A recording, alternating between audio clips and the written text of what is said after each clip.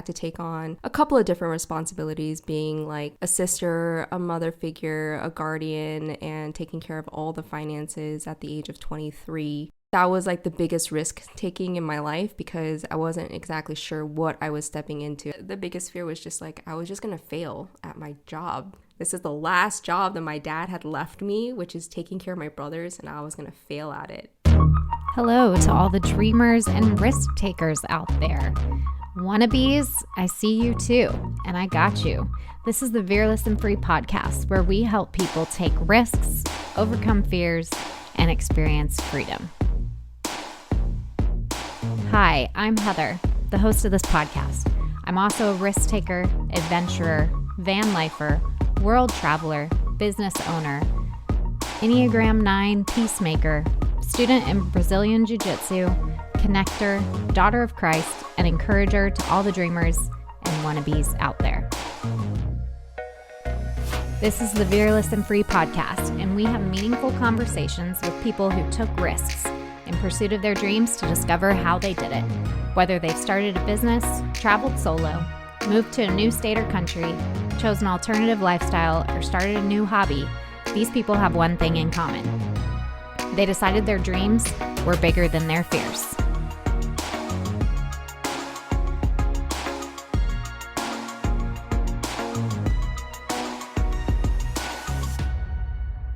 Hey guys, welcome to the Vereless N podcast. I'm so excited to have Joyce with me today.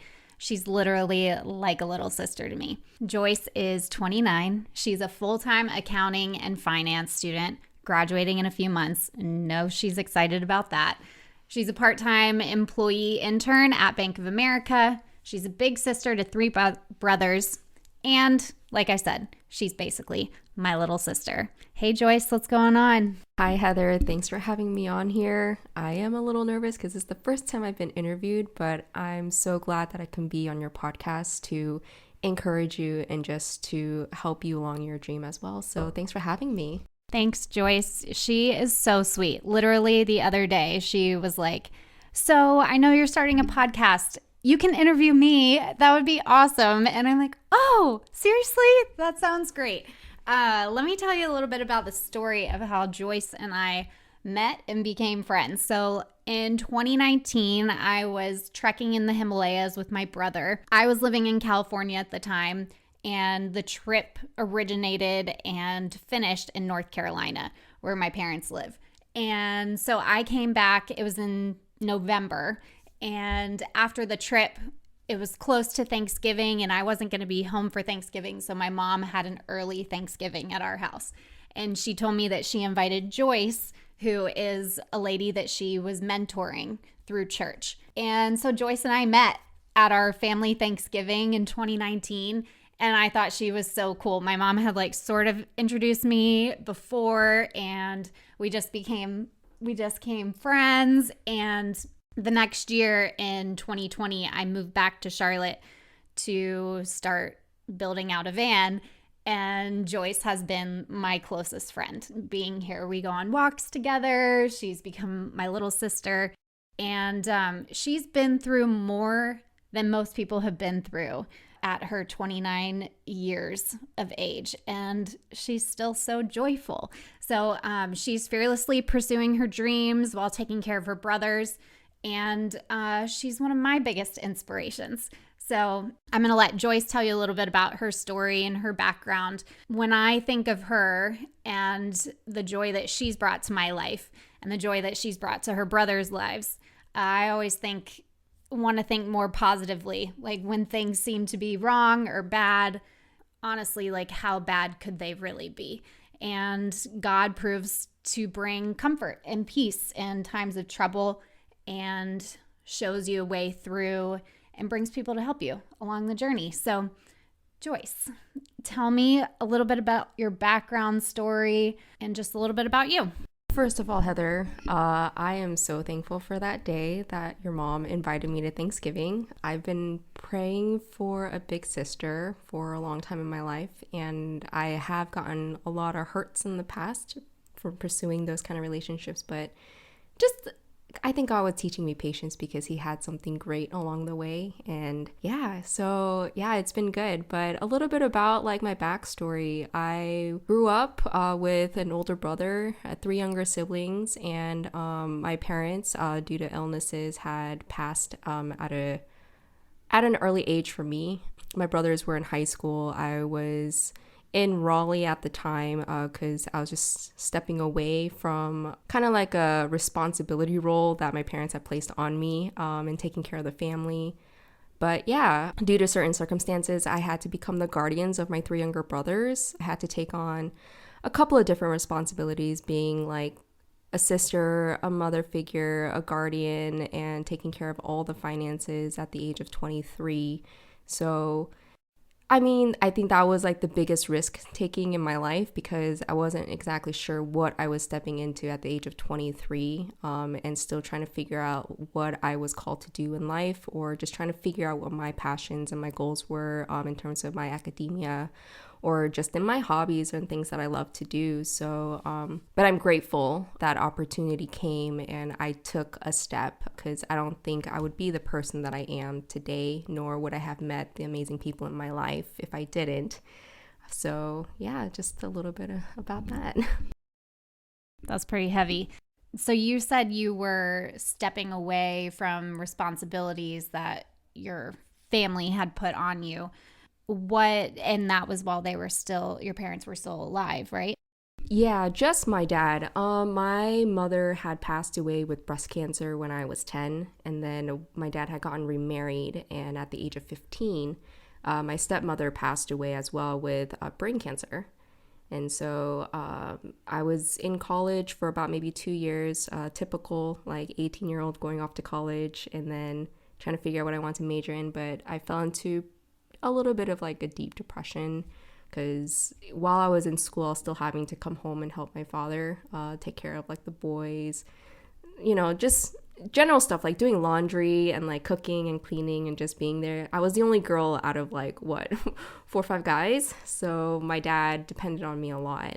But yeah, I fell into like a really deep depression, so I actually moved to Raleigh where I had like an awakening experience with the Lord and just trying to figure out my faith from there as well. So it was a good year and a half until my father got ill when I was 23. And so God was obviously calling me back to North Carolina. I can't even imagine going through that. Like, I lost my grandma to breast cancer when I was probably around the same age as you, but that's my grandma. That's not my mom. So I can't imagine going through all that. Like, we're probably going to have some tears today. I can already feel it. But just going through such loss at such a young age with the people like closest to you. So I can definitely understand you wanting to step away and like pursue your life outside of your brother's lives and your dad's life. And then when he passed, the tables kind of turned. So when your dad passed away, like what was going through your mind at that point? Obviously, your brothers were a lot younger than they are now. How old were your brothers and what was going through your mind?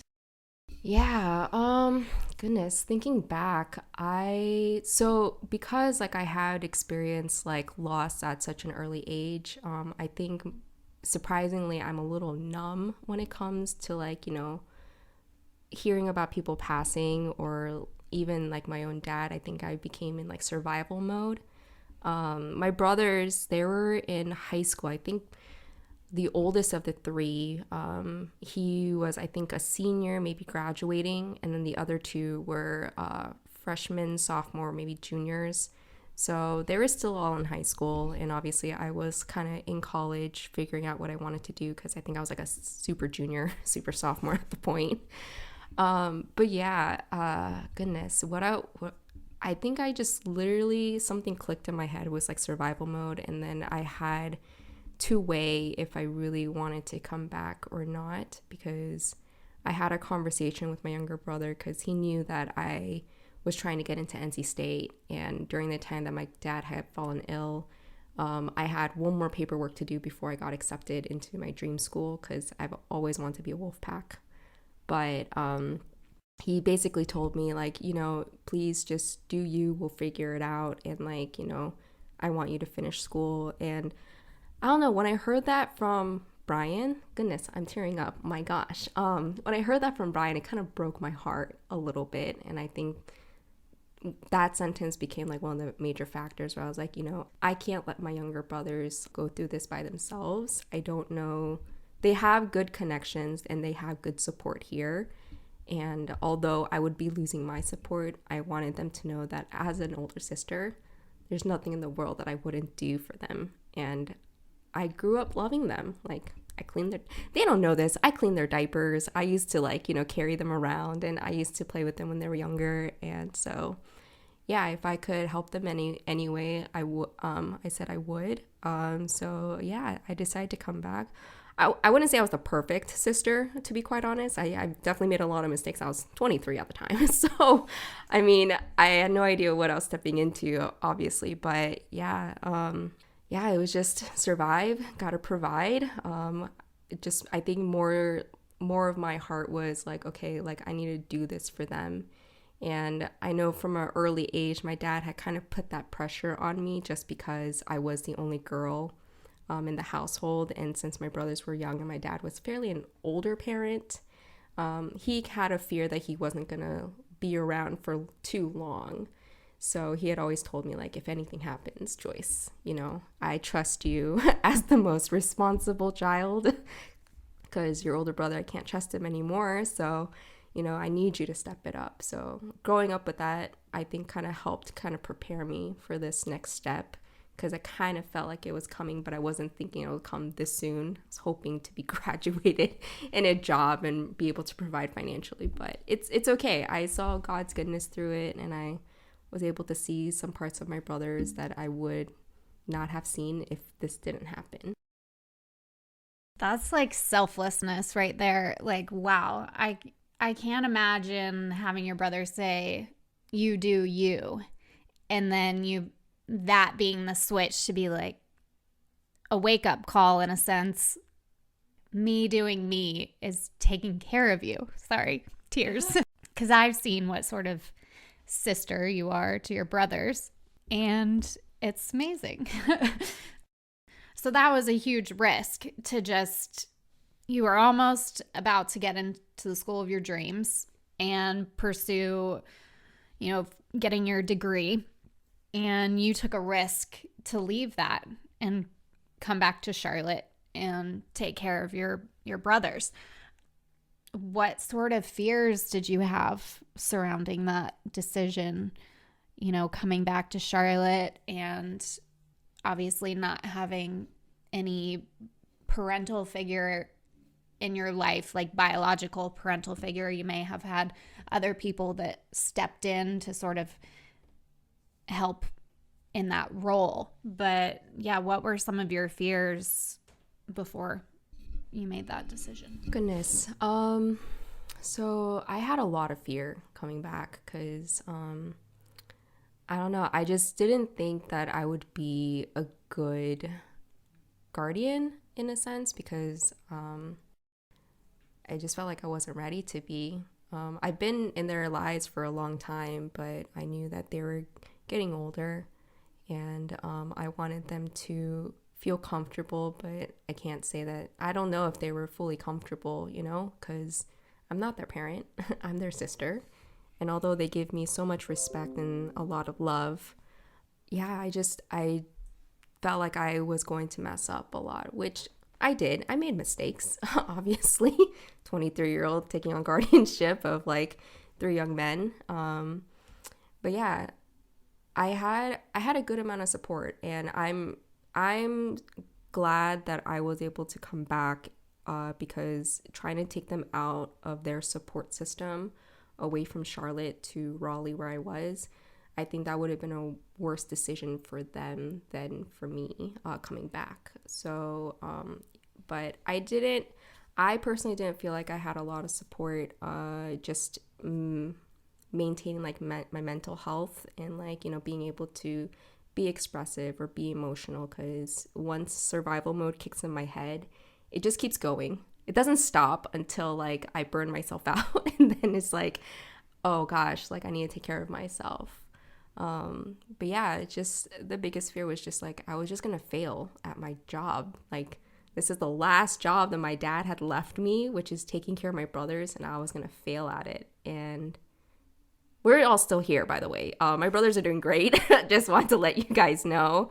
And they're such amazing young men, and I can't really take all the credit for that because they stepped up themselves, and we had a lot of good people come through the past 6 years to help me and help them just become who we are.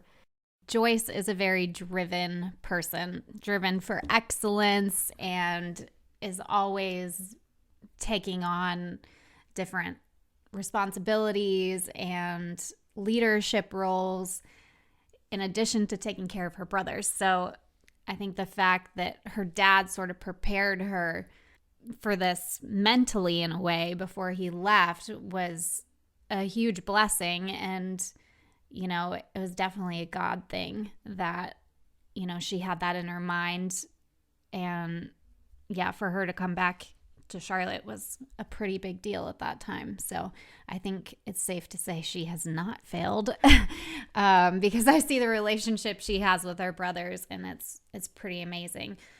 So how have your dreams sort of morphed since that time?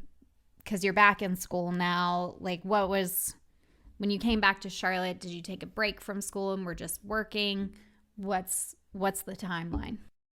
Oh, goodness. I was a pre-nursing student when I was here in Charlotte before Raleigh. Joyce doesn't like blood or gore. Yeah, I found that out like trying twice in my life to pursue nursing, believe it or not.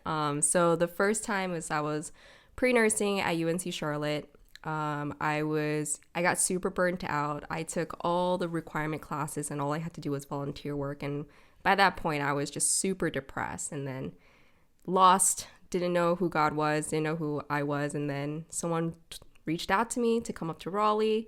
I came up, had this great awakening, and just found the love of the Lord up there, and it was pretty spectacular. And then a year and a half passed, came back due to circumstances, as I mentioned, and then I was like, all right, well, I guess this is God's calling to go back into nursing. So tried it a second time, and I couldn't go back to UNC Charlotte, so I went to Carolina's College of Health Science. And that's where I realized needles, blood, gore, I can't do it. And after spending so much time, I was like, oh my gosh, I need to figure my life out like right now, ASAP. So they had a counseling center, a career counseling center that they provided free for students. So I came and sat down with the counselor, and I was like, yo, I need help. Nursing's not for me. I don't know what to do. I have about maybe 6 sessions with you before I have to leave. So I need your help. So we took a lot of like career app tests. And the first thing that came up was accounting and finance. And I never thought of business because I didn't think like I was a business-minded person. I was pretty creative and I like to help people. That was my personality. So I was like, business is just too rigid. It's too strict. Like, there's not going to be anything for me to do. But since I tested positive for both those, I was like, okay, well, let's give this a shot. If this doesn't work, then back to the drawing board. I guess I could be in my 30s by the time I finish undergraduate school. It's fine. There are adults that are in classes. But yeah, I've been doing pretty well. It is hard and rigorous, but my mindset changed. One thing I love is I love people. I love talking with people, getting a cup of coffee, hearing their story, because after living through some of the stuff that I have, I realized that other people have their own struggles, their own story, and I think it's just beautiful that in a moment of time that I get a cup of coffee with someone, our stories are merging together. And so in business, I found that it's more relational than I thought. It's more about building relationships with your coworkers, with your clients, with just the people around you, and even from different companies. And through school, I've met some great people. So I feel like God was opening up this side of Joyce that was there, but I didn't really see it fully coming together until now, where I'm starting to realize, oh yeah, I'm an extrovert. I think sometimes I'm introverted, but I think at heart I'm an extrovert, and I like to hear people, and I like to spend time with people. Like I like reaching out to new people, and it doesn't matter who you are. So yeah, I think God was like slowly shifting me away from like what I thought was the right thing to do in terms of like my career, where it's like nursing, I went solely for my family. It's a good, like, you always need a nurse. Like, there's always job security around it. And money hasn't always been like the best thing in our lives. But God was showing me another way, like, hey, there's another way that I can help provide for you financially. And there's another way that like I'm going to use your gifts and just use who you are in that kind of like area, in which happens to be business. So here I am pursuing business. Tell me a little bit about your spiritual awakening, as you called it, to Christ, and how that kind of transformed your heart and your personality in a way. And then maybe you can share how God provided for you without a plan being in place, with you just having to pick up at the drop of a hat. Like maybe share people or opportunities that came along the way. Goodness, wow. Way to drop the ball on me, Heather. Oh, good. Gosh, her questions are really deep. I'm not used to being interviewed. So yeah. So before Raleigh, I had like this understanding of a Christian and like what was supposed to be done. And I felt like I had to be perfect all the time because I had an older brother who was imperfect a lot. And so it put like a lot of pressure on me, and I felt like I couldn't really express myself. So before Christ, I was really quiet. I was really shy. I didn't really express my emotions well. And if I did, it always came out in anger and aggression in my family dynamic. Yeah, and I was pretty resentful growing up because growing up in like a Korean home, women are expected to do the housework. And I don't know, I just felt like it was always unfair that I had all these other siblings, but I was always called to do the dishes or to clean or to cook. And it was really stressful growing up, but I didn't know how to express it. But yeah, I was just really depressed, really dark, really just like not in a good place. I had good times with my friends, but then when I have to come home or like when I have to be alone, it's like there's always this like dark presence over me and just constantly reminding me how much of a failure I was. Why did you feel like a failure?